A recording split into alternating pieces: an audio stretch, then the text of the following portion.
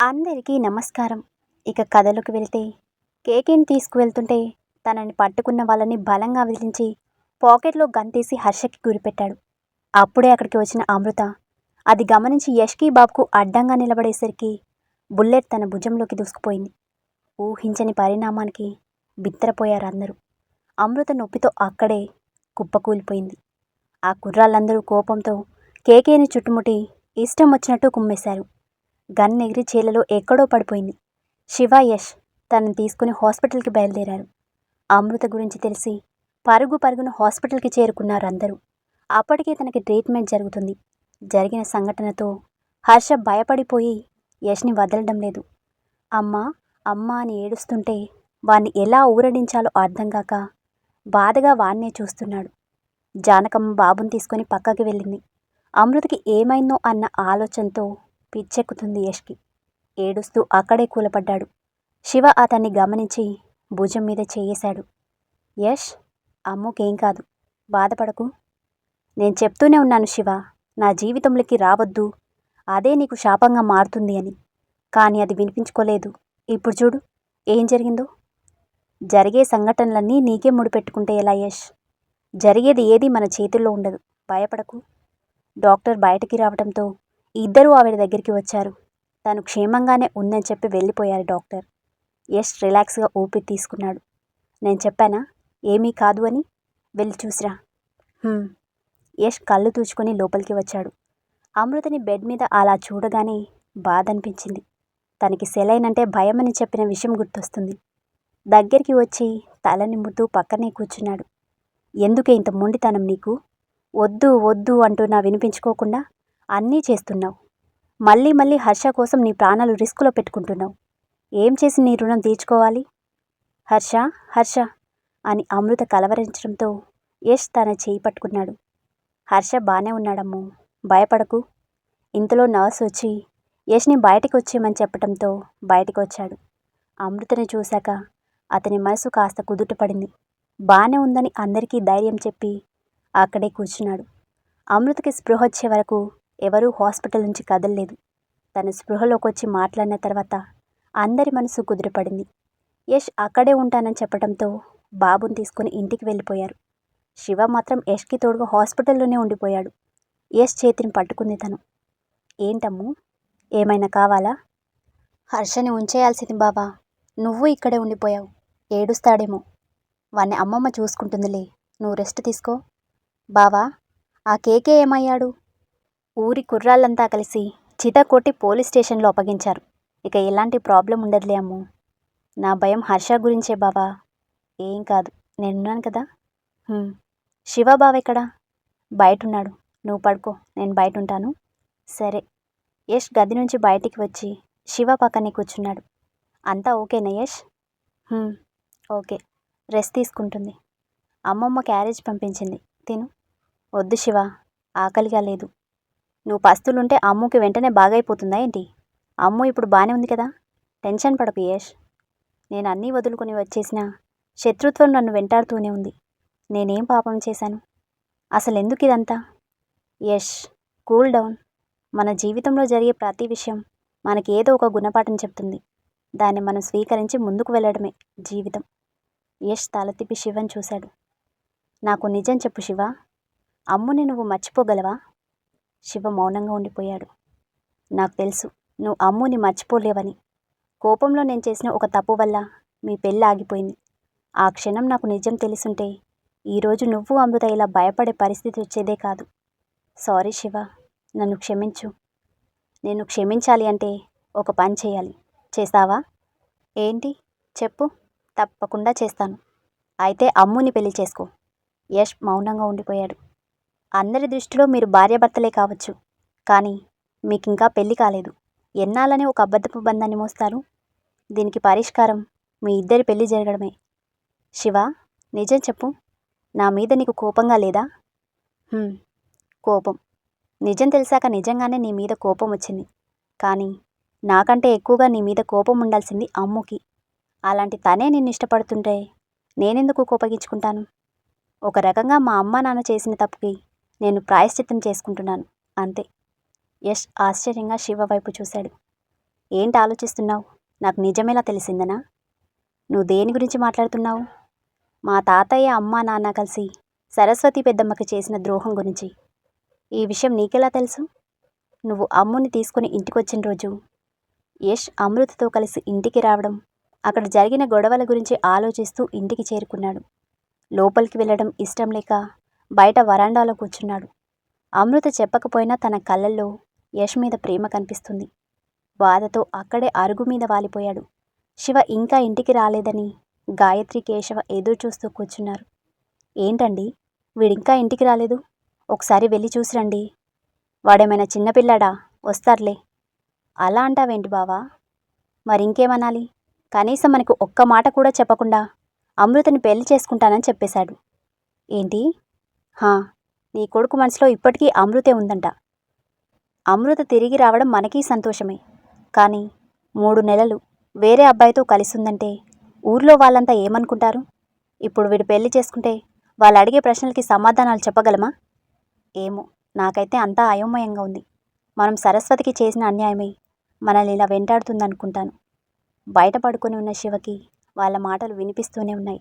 లేచి లోపలికి రాబోతుండగా వాళ్ళ నాన్న మాటలు వినిపించి అక్కడే ఆగిపోయాడు. ఎప్పుడో జరిగిపోయిన దాని గురించి ఇప్పుడెందుకండి? అది కాదు గాయత్రి, ఆ రోజు మనం చేసిన తప్పు వల్లే కదా సరస్వతి పుట్టింటికి దూరమైంది. అలా జరగకుండా ఉండుంటే యష్ ఆ ఇంట్లో మహారాజులా పెరిగేవాడు. అమృతని కూడా యష్కిచ్చే చేయాలనుకునేవారు కదా. నిజమే, కానీ ఏం చేస్తాం? పెళ్లి సమయానికే నేను కడుపుతో ఉన్నానని తెలిస్తే మా పెద్దనాన్న నన్ను అప్పుడే చంపేసేవాడు. వేరే దారి లేక మా నాన్న చెప్పినట్టు చేయాల్సి వచ్చింది. లేకపోతే మన పెళ్లి జరిగేదా? ఏదేమైనా మన స్వార్థం కోసం సరస్వతి చేయని తప్పును చేసినట్టుగా అందరినీ నమ్మించాం. కొన్ని రోజులు పోతే మామయ్య గారి కోపం పోయి సరస్వతిని దగ్గర తీసుకుంటారులే అని సర్ది చెప్పుకొని నీ మెడలో తాళి కట్టాను. కానీ మీ నాన్న మామయ్య గారి దగ్గర మాట తీసుకుని తనని పుట్టింటికి పూర్తిగా దూరం చేసేశారు. ఆ గిల్టీ ఇప్పటికీ నన్ను వేధిస్తుంది. సరేలేండి, ఎప్పుడో జరిగిపోయిన దాని గురించి ఇప్పుడెందుకు? శివ వచ్చేస్తాడు, ఇక ఆ విషయం మాట్లాడకండి. శివ మనసు బాధతో నిండిపోయింది. ఇంట్లోకి వెళ్ళలేక బయటికి వెళ్ళిపోయాడు.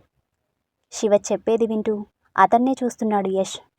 ఆ రోజు అమృత ఏదో చెప్పబోతుంటే నువ్వు చెప్పొద్దని ఆపేశావు. నిజం తెలిసిన తర్వాత అర్థమైంది ఈ విషయం నీకు ముందే తెలుసు అని. అన్నీ తెలిసి కూడా నువ్వు నిజం బయటపెట్టి మా 2 కుటుంబాల్ని విడదీయాలి అనుకోలేదు. అది ఈ కుటుంబానికి నువ్విచ్చిన విలువ. అందుకే మా అమ్మ నాన్న వల్ల పెద్దమ్మ కోల్పోయిన ప్రేమని, ఈ కుటుంబంతో అనుబంధాన్ని నీకు దక్కేలా చేయాలనుకున్నాను. ఈ విషయం తాతయ్యకి తెలియనివ్వకు శివ. శివ నవ్వుతూ యష్ భుజం మీద చెయ్యేశాడు. ఇప్పటి వరకు మన కుటుంబాలు పడిన బాధలకి మీ పెళ్ళే పరిష్కారం యష్. చాలా ఏళ్ల తర్వాత ఇంట్లో జరిగే శుభకార్యం అందరం సంతోషంగా జరుపుకుందాం, సరేనా? నేనేమీ ఆలోచించే పరిస్థితిలో లేను శివ. మీ అందరికీ ఎలా మంచిదనిపిస్తుందో అలానే చేయండి. సరే, నేను తాతయ్యతో మాట్లాడతాను. ఇక మరుసటి రోజే అమృతని ఇంటికి పంపించారు. దిష్టి తీసి లోపలికి తీసుకువెళ్ళింది సుభద్ర. హర్ష పరిగెత్తుకుంటూ వచ్చి అమృత కాళ్ళని చుట్టేశాడు. యష్ వాణ్ణి ఎత్తుకొని అమృతని గదిలోకి తీసుకొచ్చాడు. అమ్మో, డ్రెస్ తీసుకో. డాడీ, నేను అమ్మ దగ్గరే ఉంటాను. వద్దు హర్ష, అమ్మకి ఒంట్లో బాలేదు. బావా, పర్లేదు, వాణ్ణుండనివ్వు. వాడుంటే నేను పడుకోనివ్వడు. వద్దమ్ము. నేను అల్లరి చేయను డాడీ, ప్రామిస్. అమ్మ పక్కనే కూర్చుంటాను, అంతే. ఉండని బావా. సరే, అల్లరి చేయకు, అమ్మని విసిగించకు. హర్షని అమృత పక్కనే బెడ్ మీద కూర్చోబెట్టి బయటకు వచ్చేశాడు. అతని గదిలోకి వెళ్ళి స్నానం చేసి వచ్చేసరికి జానకమ్మ టిఫిన్ చేయడానికి పిలిచింది. హర్షని తీసుకొస్తానని చెప్పి అమృత గదిలోకి వచ్చిన యష్ అలానే చూస్తూ నిలబడిపోయాడు. అమృత నిద్రపోతుంటే పక్కనే కూర్చుని విసన్కర్రతో విసురుతున్నాడు హర్ష. యష్కి వాడి చూస్తే నవ్వొచ్చింది. నవ్వుతూ దగ్గరికి వచ్చి వాణ్ణెత్తుకొని బయటికి తీసుకొచ్చాడు. ఎందుకు డాడీ తీసుకొచ్చావు? టిఫిన్ చేసి వెళ్దు నాన్న. ఆకలేయడం లేదా నీకు?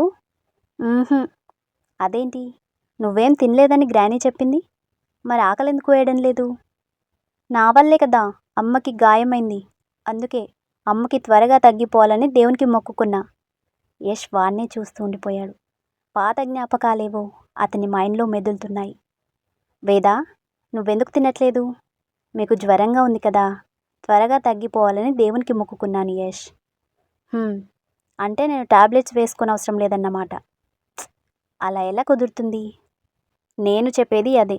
జ్వరం అనేది మాత్రలు వేసుకుంటే తగ్గుతుంది, అంతేకాని నువ్వు కడుపు మార్చుకుంటే కాదు. పోండి, మీకన్నీ వెటకారమే. నా నమ్మకం నాది. డాడీ. హర్ష పిలుపుతో తేరుకుని తల పక్కకి తిప్పి కళ్ళు తుడుచుకొని నవ్వుతూ హర్ష వైపు చూశాడు. చిన్నపిల్లల ఆకలితో ఉంటే దేవుడికి నచ్చదు. నీ కోరిక త్వరగా తీరాలంటే నువ్వు కడుపు నిండా తినాలి. అప్పుడే అమ్మకి త్వరగా నయమైపోతుంది. నిజమా డాడీ? అయ్యో, నాకు తెలీదు. సరే, తింటానైతే. Good bye. పద. హర్షని కూర్చోబెట్టి టిఫిన్ తినిపిస్తున్నాడు. జానకమ్మ మంచినీళ్ళు తీసుకొచ్చి పక్కనే కూర్చుంది. ఏరా, నేను ఎంత బ్రతిమాలినా తినను అన్నావు? అంటే గ్రానీ, మా డాడీ చెప్పాడు, అందుకే తింటున్నా. వీడు అమృతకి బాగా అలవాటు అయిపోయాడ్రా. రాత్రంతా నిద్రపోతే ఒట్టు అమ్మ అమ్మ అని కలవరిస్తూనే ఉన్నాడు. అవునమ్మమ్మ, నాకంటే ఎక్కువగా వీడికి వాళ్ళ అమ్మంటేనే ఇష్టం. జానకమ్మ నవ్వుతూ హర్షని ఒడిలో కూర్చోబెట్టుకుంది. కనకపోయినా వీడికి తల్లైంది అమ్ము. దాని మనసంతేరా. మొండితనం ఎంత ఎక్కువ ఉంటుందో ప్రేమ దానికి 10 రెట్లుంటుంది. యష్కి వాళ్ళిద్దరి మధ్య జరిగిన సంఘటనలన్నీ గుర్తొస్తాయి. మొదట్లో అమృత మొండితనం, అల్లరి అతనికి చిరాకు తెప్పించినా ఇప్పుడు తలుచుకుంటుంటే మాత్రం నవ్వొస్తుంది. తనలో తనే నవ్వుకుంటున్న యష్ను చూసి జానకమ్మ, ఏంట్రా నీలో నువ్వే నవ్వుకుంటున్నావు? ఏం లేదమ్మమ్మ, అమృత అల్లరి గుర్తొచ్చి నవ్వొచ్చింది. ఇప్పుడేం చూశావు? చిన్నప్పుడు దాని అల్లరి చూడాల్సింది. మాకు ఊపిరాడనిచ్చేదే కాదు. ఒకసారి ఏమైందో తెలుసా? దాని 5వ ఏట దేవుడి మొక్కుందని గుండు గీయించాం. అంతే. ఆ గుండు గీసిన వాడి తల పగలు కొట్టినంత పనిచేసింది. మీ తాతయ్య ఆపినా ఆగదే. ఏడుస్తూ నేనింటికి రాను అని అక్కడే కూర్చుంది. దానికి నచ్చజెప్పి ఇంటికి తీసుకురావడానికి మేము పడిన పాటలున్నాయి చూడు. ఇక లాభం లేదని ఇంట్లో పని వాళ్ళతో సహా అందరికీ గుండు గీయించారు మీ తాతయ్య. అప్పటికి కానీ అది శాంతించలేదు. యష్కి నవ్వొచ్చింది. నవ్వుతూ జానకమ్మ వైపు చూశాడు. వామ్మో, అలా అయితే అలాంటి మొక్కులు అస్సలు మొక్కకూడదన్నమాట. ముందుగానే జాగ్రత్త పడతావని నీకు చెప్తున్నా. మొండిగటం రాది. తెలుసమ్మమ్మ, ఈ 3 నెలలు దగ్గర నుంచి చూశాను కదా. ఆ మొండితనమే హర్షని కాపాడింది. నా కొడుకుని నాకు దక్కేలా చేసింది. మిగిలిన వాళ్ళ విషయంలో నాకు తెలియదు, కానీ అమృతికి మాత్రం ఆ మొండితనమే అలంకారం. జానకమ్మ నవ్వుతూ యష్ తల నిమిరింది. అందుకేరా, దాన్ని బయట వాళ్ళకిస్తే ఏమవుతుందో, దాన్ని ఎలా అర్థం చేసుకుంటారో అన్న భయంతోనే ఇంట్లో వాడికే ఇవ్వాలనుకున్నాం. మధ్యలో నువ్వొచ్చావు. బయట వాడి చేతికి వెళ్ళిపోతుందే అని బాధపడ్డాను. కానీ అది నా కూతురు కొడుకుతోనే ఉందని తెలిసాక నా మనసుకి ప్రశాంతత అనిపించింది. ఏదైతే నువ్వు శివ ఒకరినొకరు అర్థం చేసుకొని గొడవలు జరగకుండా సమస్యని ఒక కొలిక్కి తెచ్చారు. శివది చాలా పెద్ద మనసురా. వాడి స్థానంలో ఇంకెవరైనా ఉండుంటే ఈ ఇల్లు ఇంత ప్రశాంతంగా ఉండేదే కాదు. నిజమే అమ్మమ్మ, శివ చేసిన సహాయాన్ని మర్చిపోను. వాడికి ఒక మంచి సంబంధం చూడండి. నా చేతుల మీదుగా పెళ్లి జరిపిస్తాను. చూద్దాంలే, ముందు నీ పెళ్లి జరగనివ్వు. అన్నీ సక్రమంగా జరిగితే వాడికి తగ్గ పిల్లని వెతుకుతాం. ఈలోపు వాడి మనసు కూడా కుదుట పడుతుంది. సరే అమ్మమ్మ. అమృతని బాబుని చూసుకుంటుంటే శివతో పాటు పొలానికి వెళ్తున్నాడు యష్. ఆ పని కష్టం అనిపించినా ఏదో తెలియని సంతృప్తి. రోడ్ల నిర్మాణంలో ఎక్కడా కల్తీ జరగకుండా యషే స్వయంగా దగ్గరుండి రోడ్లు వేయించడంతో అందరికీ యష్ అంటే అభిమానం ఏర్పడింది. కానీ ఈలోపే అమృతని తీసుకెళ్ళిపోవటం వల్ల రఘురామయ్య గారి బాధ చూసి వాళ్ళకి కూడా యష్ మీద కోపం ఉండేది. ఇప్పుడు రఘురామయ్య గారే సంతోషంగా ఒప్పుకోవటంతో అందరూ యష్ని యాక్సెప్ట్ చేశారు. ఇంతకుముందే తెలిసిన వ్యక్తి కావటంతో అందరూ త్వరగానే కలిసిపోయారు. యష్కి కూడా వాళ్ళతో కలిసిమెలిసి ఉంటూ తన గతాన్ని మర్చిపోగలుగుతున్నాడు. కేకే చేసిన పని వల్ల అతని మీద kidnap case, attempt to murder case నమోదైంది. 7 ఏళ్ల జైలు శిక్ష విధించడంతో జైలు పాలయ్యాడు. మంచాన్న పడ్డ కూతుర్ని, జైలు పాలైన భర్తను చూసుకుని కృంగిపోతుంది అతని భార్య. తన భర్త సంపాదించిన డబ్బుని మంచి పనులకు ఉపయోగిస్తూ కూతుర్ని చూసుకుంటూ కాలం వెల్లదీస్తుంది. మంచాన పడిన తర్వాత పశ్చాత్తాపం మొదలైంది నీలిమలో. వాళ్ళ అమ్మని చూస్తున్నట్టే ఆ రోజు తన బిడ్డని కాపాడుకోవటానికి వేదపడిన ఆరాటం కళ్ళ ముందు కనిపిస్తుంది. చేసిన పాపాలు జ్ఞాపకాల రూపంలో వేధిస్తుంటే తనలో తనే కృంగిపోతుంది. అమృత కోలుకోవటంతో పెళ్లికి ఏర్పాట్లు చేస్తున్నారు. ఊర్లో అంతా మళ్ళీ పెళ్ళేంటని అడిగేసరికి మా తృప్తి కోసం పెళ్లి జరిపిస్తున్నామని చెప్పారు. అమృత అయితే చాలా సంతోషంగా ఉంది. ఇంట్లో అందరి సంతోషం చూసి యష్ ఏమీ మాట్లాడలేకపోయినా శివన్ చూస్తుంటే బాధగా ఉంది. శివ సంతోషంగానే ఉన్నా తన వల్లే అమృత అతనికి దూరమైంది అనే భావన మనసుని వేధిస్తుంది. ఎటూ సమాధానం చెప్పుకోలేక సతమతమవుతున్నాడు. పొలంలో చెట్టు కింద కూర్చుని ఆలోచనలో పడ్డాడు. శివ అతన్ని గమనించి దగ్గరికి వచ్చాడు. ఏంటి యష్ ఇక్కడ కూర్చున్నావు? ఇలా కూర్చో. శివ నవ్వుతూ తన పక్కనే కూర్చున్నాడు. ఇప్పుడు చెప్పు, ఏంటి విషయం? ఎవరి గురించి అంత తీవ్రంగా ఆలోచిస్తున్నావు? నీ గురించే. నా గురించా? అవును శివ, నాకెందుకో ఇదంతా ఇబ్బందిగా ఉంది. పొలం పనులు అలవాటు లేవు కదా. సరే, ఏదైనా ఉద్యోగం చూసుకో. నేను చెప్తుంది పని గురించి కాదు. మరి నీ గురించి శివ. ఎంత సర్ది చెప్పుకున్నా నా వల్ల కావడం లేదు. నేను అనాలోచితంగా చేసిన ఒక పని వల్ల నీ ప్రేమ నీకు దూరమైంది. అదే నన్ను వేధిస్తుంది శివ. అరే, నేనే ఫీల్ అవ్వడం లేదు, నువ్వెందుకు అంత ఫీల్ అవుతున్నావు? నిజంగా నీకు బాధగా లేదా? బాధెందుకు? నువ్వైనా నేనైనా కోరుకునేది అమృత సంతోషమే కదా. ఇక బాధంటావా? చిన్న వయసులోనే జీవితంలో ఎన్నో ఎదురు దెబ్బలు తగిలినా తట్టుకొని నిలబడగలిగావు. అలాంటిది నేను ఈ చిన్న దెబ్బకే కృంగిపోతానా? అది కాదు యష్, అమ్ము నా జీవితంలో లేకపోవచ్చు, కానీ నా ఫ్యామిలీలో ఉంది. నేనెప్పుడూ నా ఫ్యామిలీకే ఫస్ట్ ప్రిఫరెన్స్ ఇస్తాను. అయినా అమ్ముకి నేనంటే ఇష్టమే. ఆ ఇష్టంతోనే ఇంట్లో వాళ్ళు నాతో పెళ్లి చేస్తానంటే ఒప్పుకుంది. కానీ నా మీద ఇష్టంతోనే ఆగిపోయిందని నువ్వు తనని తీసుకెళ్ళాకే అర్థమైంది. మా ఇద్దరి బంధం ఎప్పటికీ బావామర్దల బంధమే. ఎక్కువగా ఆలోచించి మనసు పాడు చేసుకోకు, అంతా మంచి జరుగుతుంది. అయితే నాకు మాట ఇవ్వు శివ, నువ్వు కూడా పెళ్లి చేసుకుని సంతోషంగా ఉండాలి. ఇది మరీ బాగుంది.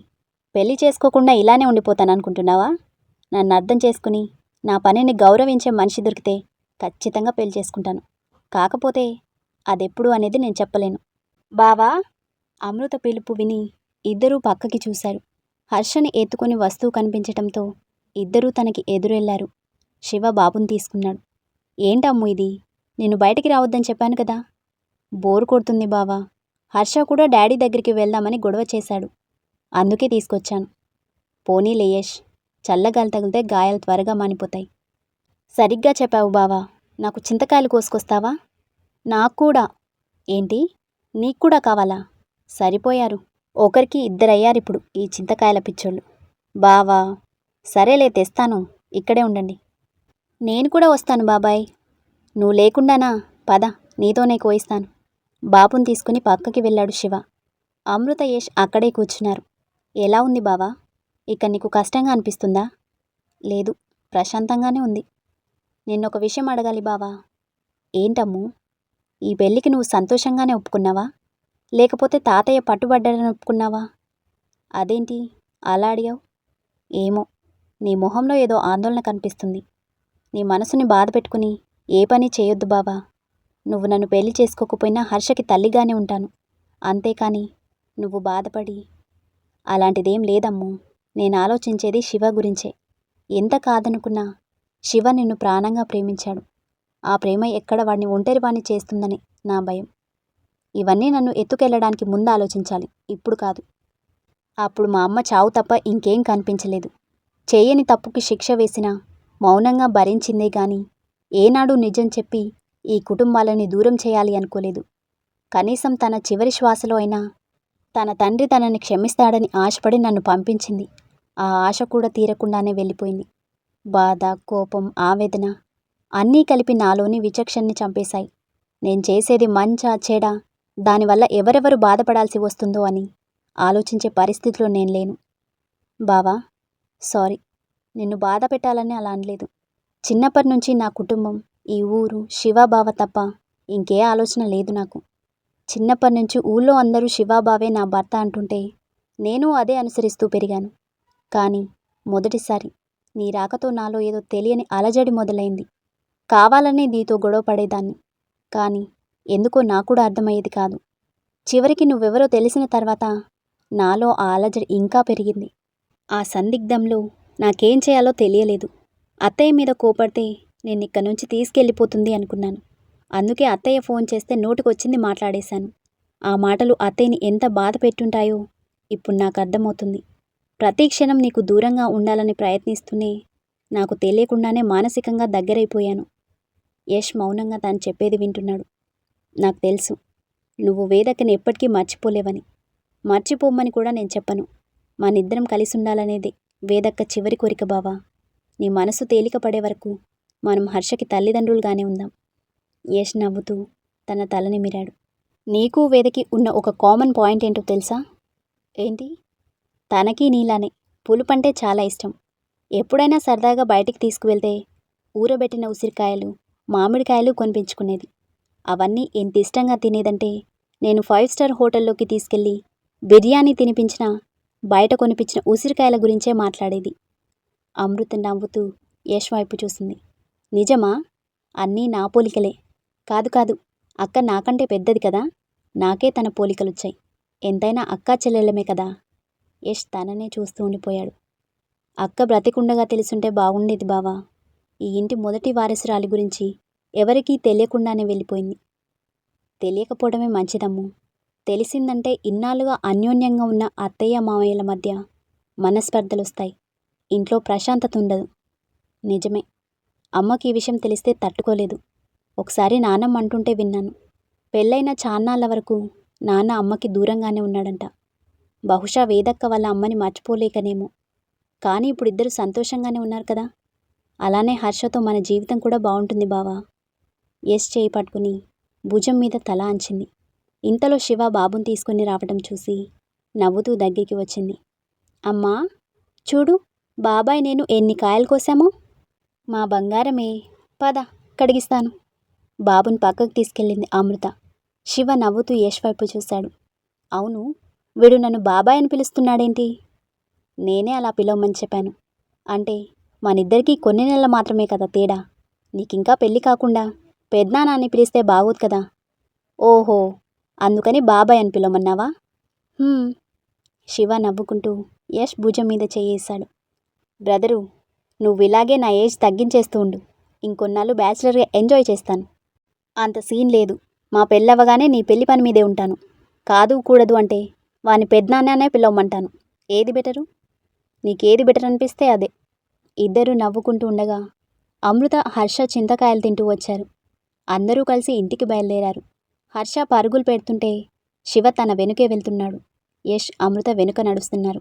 ఇలాంటి మరిన్ని ఇంట్రెస్టింగ్ స్టోరీస్ కోసం మన ఛానల్ని సబ్స్క్రైబ్ చేసుకోండి. Thank you.